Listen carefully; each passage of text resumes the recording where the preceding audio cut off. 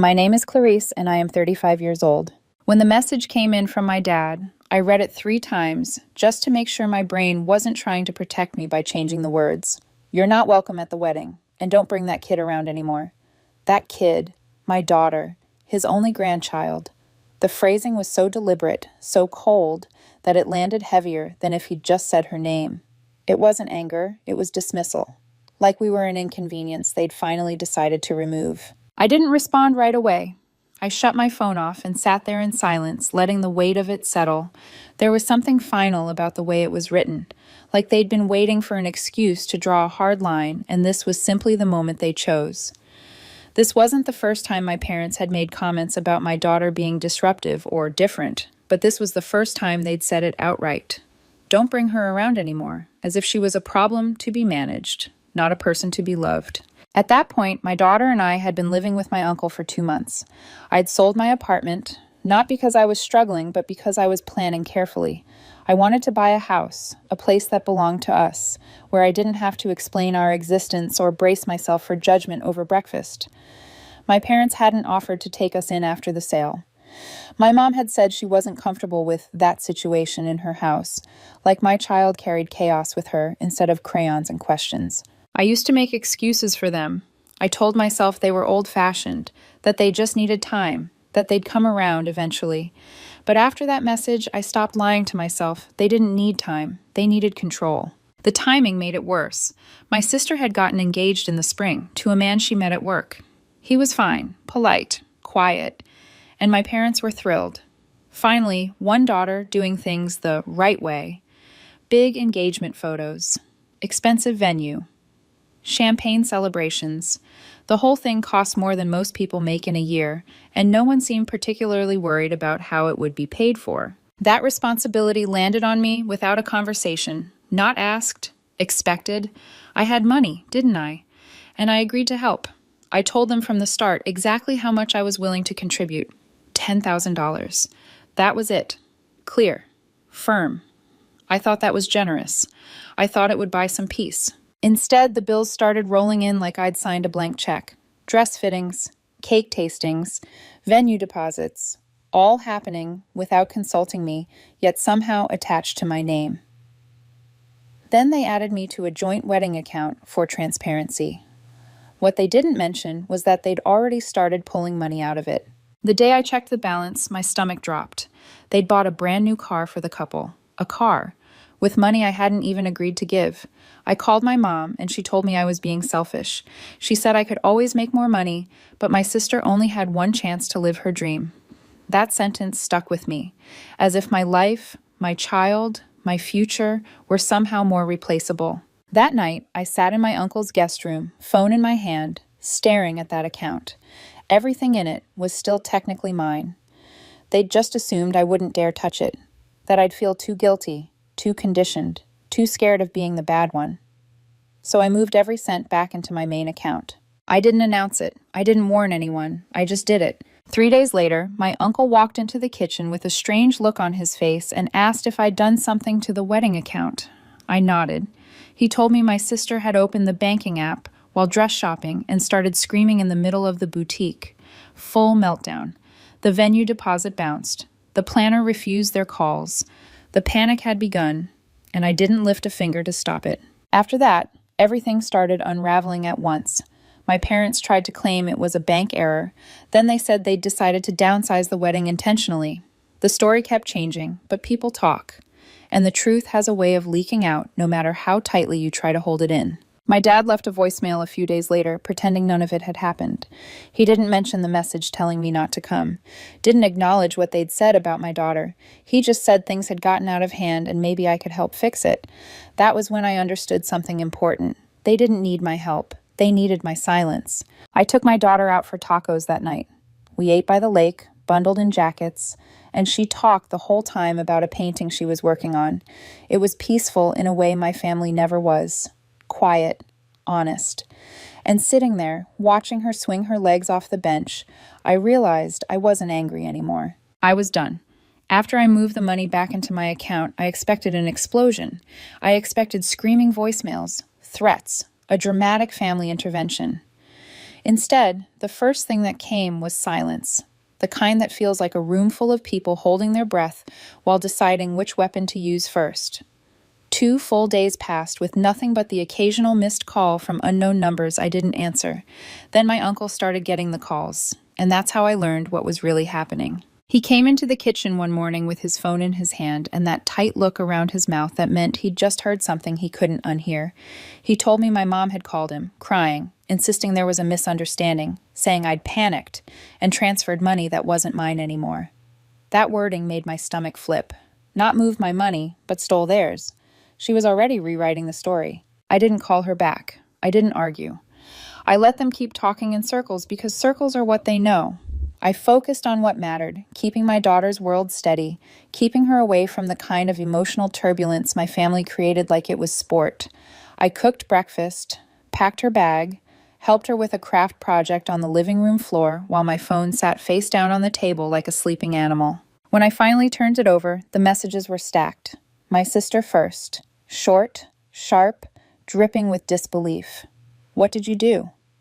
Then my mom. Long paragraphs about family unity and how stress makes people act irrational. Then my dad, the simplest one, the most telling. We need to talk. We had nothing to talk about, but I needed to understand the shape of the lie they were building, because I knew it wouldn't stop at the wedding account. They'd always treated my generosity like something they could claim as theirs.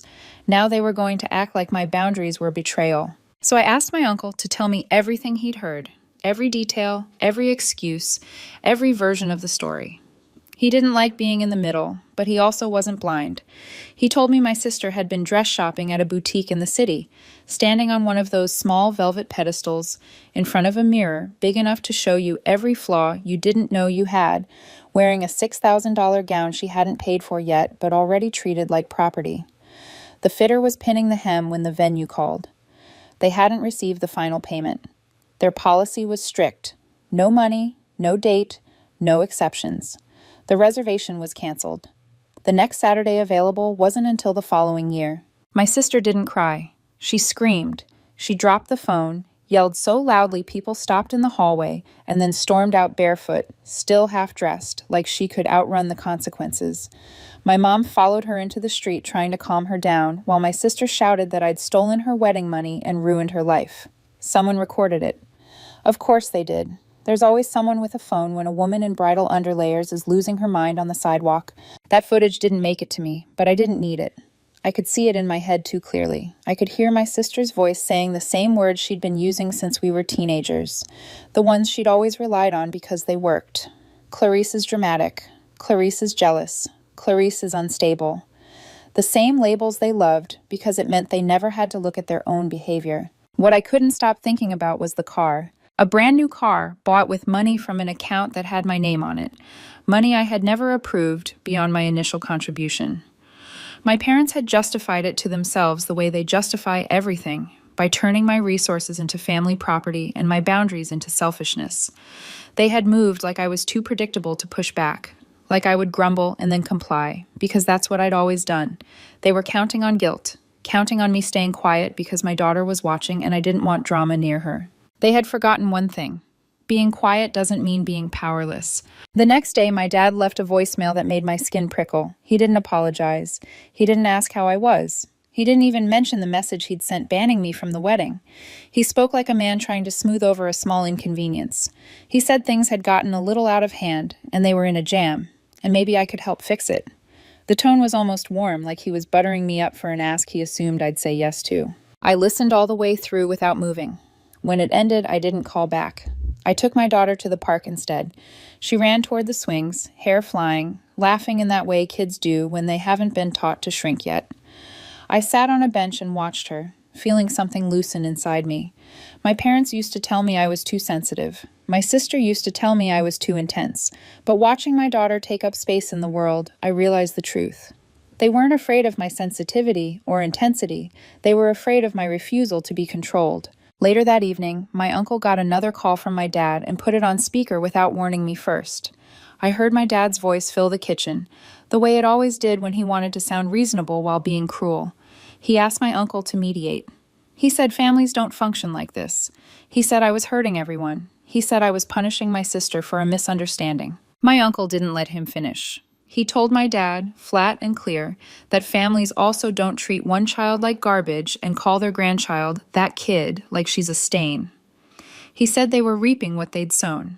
He said I wasn't obligated to fund a wedding that was being built on disrespect and entitlement. My dad went quiet, not remorseful, just shocked, like he couldn't believe someone had said it out loud. That night, I sat in the guest room again with my laptop open, going through the numbers, with the calm focus of someone who has finally decided not to be manipulated. The joint account was drained on their side, and the rest of the planned expenses were still sitting like a bomb waiting to go off. Venue, rentals, catering, hair and makeup, the long list of vendors they'd booked without confirming they could pay. The wedding was 4 weeks away. They thought I would cave. They didn't understand that the money had never been the point. It was the disrespect, the way my daughter was spoken about, the way they expected me to fund everything while being treated like an inconvenience. And now, with the car already bought, the venue slipping away, and my sister's dream collapsing, I could feel the panic building behind their silence. Something was coming. By the second week after I moved the money, the silence turned frantic. Not toward me at first, toward everyone else. Extended family started calling my uncle, not to ask how I was doing, but to ask what was happening. The invitations had already gone out. Flights were booked, hotels reserved. People were whispering that something was wrong because the wedding that had once been paraded like a luxury brand launch was suddenly unraveling at the seams. The dress was the first real casualty. The boutique didn't wait. They had a policy, and they enforced it without emotion. My sister missed the final payment deadline by less than 24 hours, and the gown was released to another bride who paid in full. When my sister showed up the next day, convinced she could cry her way through it, the receptionist didn't budge. According to my uncle, my sister screamed so loudly in the parking lot that someone called security. My mom arrived with a smoothie and a pill, and together they framed it as an attack, not a consequence. The venue followed. My dad tried everything. He called, he begged, he blamed me. At one point, he even suggested I'd hacked the account, but the coordinator had receipts, timestamps, emails, and zero interest in drama. The estate was rebooked within 48 hours. Someone else's dream wedding replaced theirs on the same date, under the same chandelier my sister had taken photos under weeks earlier. After that, it became an avalanche. The DJ wasn't paid. The cake designer blocked them. The wedding planner stopped answering calls and then posted a story about learning to vet clients better before going private. It was quiet humiliation, the worst kind, because there was no one to yell at. My parents tried to control the narrative. First, it was a bank error. Then it was a deliberate choice to downsize. Then it was a spiritual shift toward intimacy. They posted a filtered photo of a candle with a caption about new beginnings. No one believed it. People noticed. People always do. Cousins asked why the wedding had moved from a lakeside estate to a banquet hall next to a strip mall. Someone commented on social media, "Hope they didn't use Clarice's money for that new car." The comment wasn't deleted. It just sat there, unanswered, like an accusation no one wanted to confirm. The final invitations went out a week later. They weren't really invitations. They were cheap printouts, generic font, no return address, no elegance, no warmth. A vague message about a private family celebration at a venue no one had heard of. My uncle got one. My cousin Amber got one. Even my dad's old boss got one. I didn't. Neither did my daughter. That wasn't an oversight. It was deliberate. A final attempt to erase us while blaming us for everything that went wrong. It didn't hurt. It clarified. They needed a villain, someone to explain why the fantasy collapsed. And I made it easy by refusing to participate. Then came the twist I didn't expect. 2 days later, my uncle told me my sister's fiancé's parents wanted to talk. I assumed they were coming to defend their son, maybe to pressure me, maybe to lecture me about family unity. Instead, they showed up with a manila envelope and an expression that said they wished they'd never been pulled into this mess.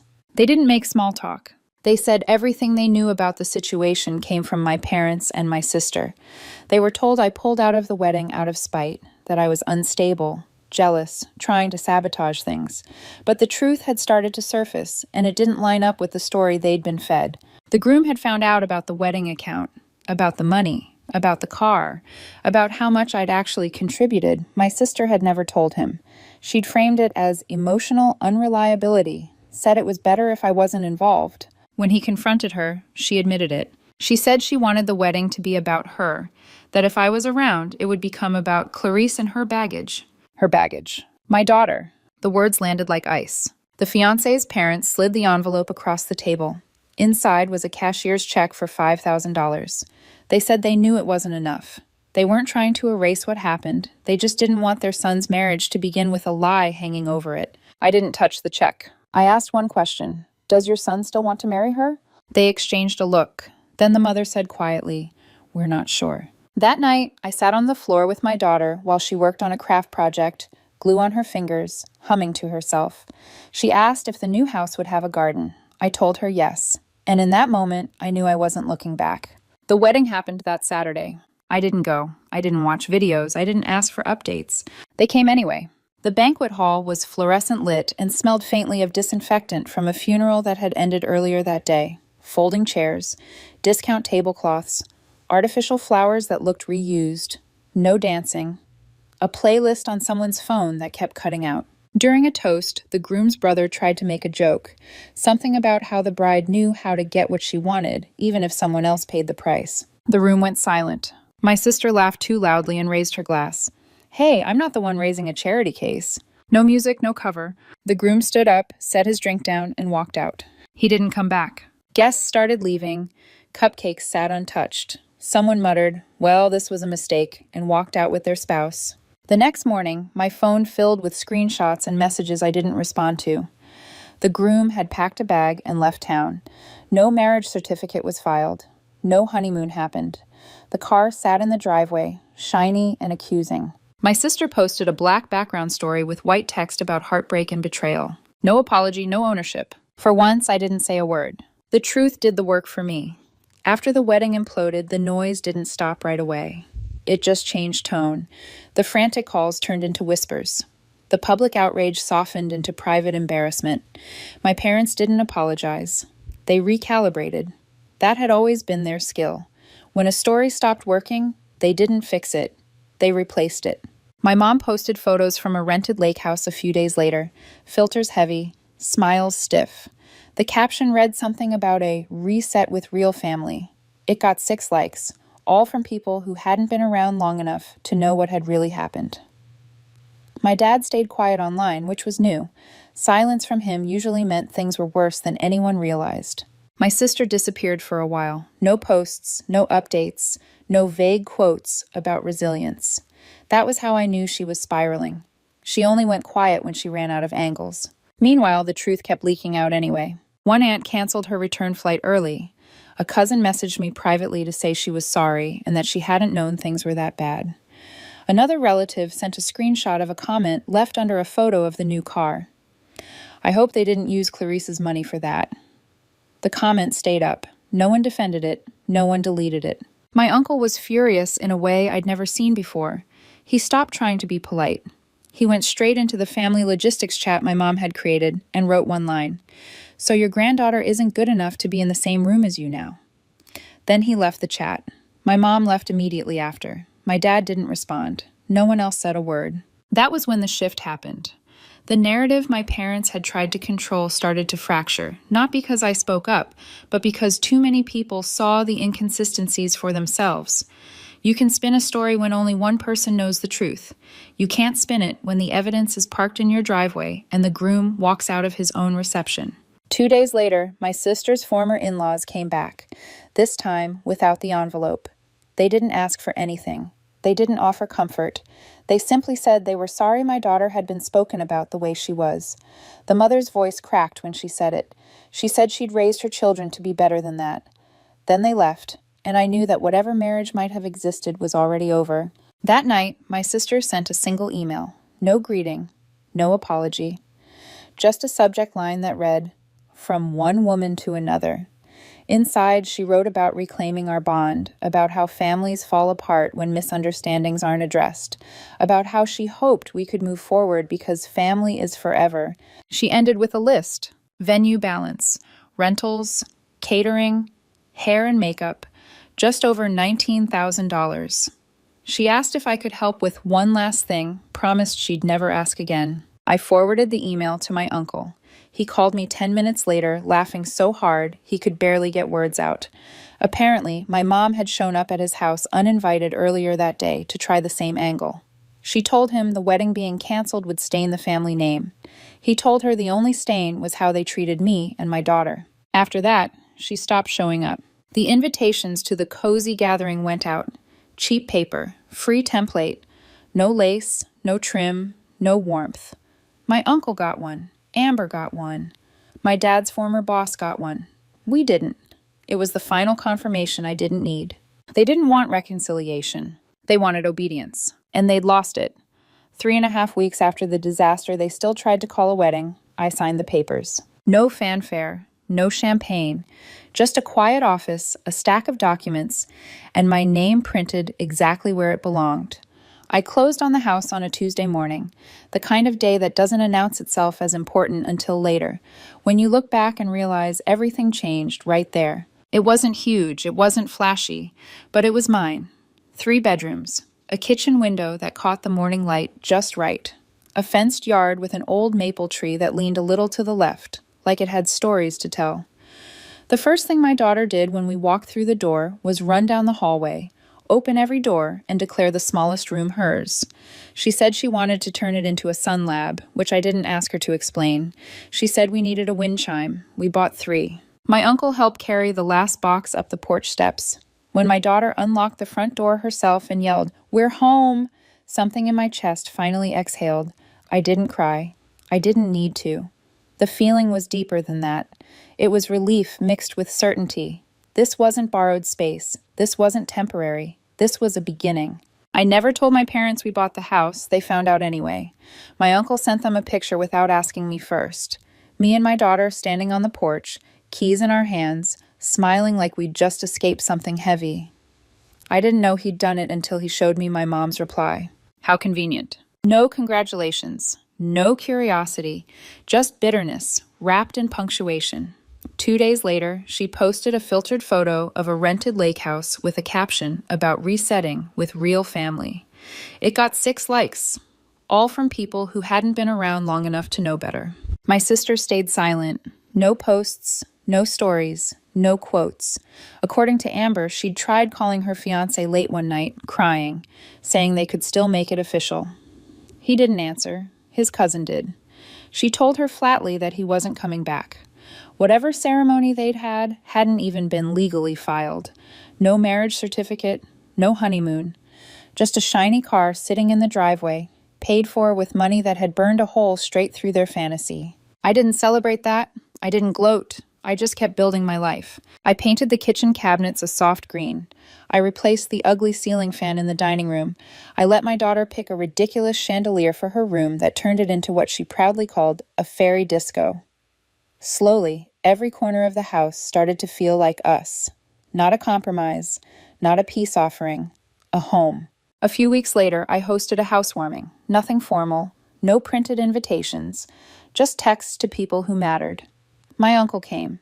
Amber and her husband brought fresh bread and a bottle of wine. A couple of neighbors I'd started talking to showed up with smiles and stories. The backyard lights glowed softly while kids ran through the grass, and music played low enough that no one had to shout to be heard.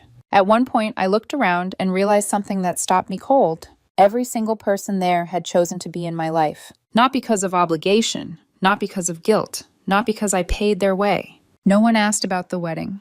No one mentioned my parents. No one brought up my sister. It was like that chapter had quietly sealed itself and refused to bleed into this one. Later, after everyone left and my daughter was asleep, I sat on the porch with my uncle. We didn't say much. We didn't need to. Finally, he broke the silence. "You built this from nothing," he said. "You know that, right?" I did. I knew it in my bones. I remembered every night I lay awake wondering if I'd ever get out, every phone call that ended in guilt, every moment I let them make me small to keep the peace, every time they looked at my daughter like she was a problem instead of a gift. Now here we were, out of reach, unapologetic. I know they saw the photos. The porch, the lights, the people laughing, the caption I wrote under one picture, "Home, Finally. They didn't like it. They didn't comment. But I know they felt it. And part of me hopes it burned, not out of spite, but out of truth. Because for years, they treated my generosity like a resource and my silence like consent. Watching me build something they couldn't touch must have been unbearable. My sister never apologized. She didn't need to. Her silence said enough. The relatives who once defended her started pulling away quietly. Invitations stopped. Conversations cooled. Even the people who used to excuse her behavior stopped returning calls. It turns out cruelty is easier to overlook when someone's winning. When they're not, it stands out. I didn't correct the stories she told. I didn't fight the version of events my parents clung to. I didn't chase closure. I didn't need it. Closure came the first night I slept in my own house. Windows open, my daughter breathing softly down the hall, and no voice in my head telling me I owed someone something. People ask me later if it hurt to lose my family. I tell them the truth. I didn't lose a family. I lost a system built on control, guilt, and quiet exploitation. What I kept was my dignity. What I kept was my child's peace. What I kept was a future that belonged to us and no one else. My name is Clarice, and they didn't push me out. They taught me how to walk away.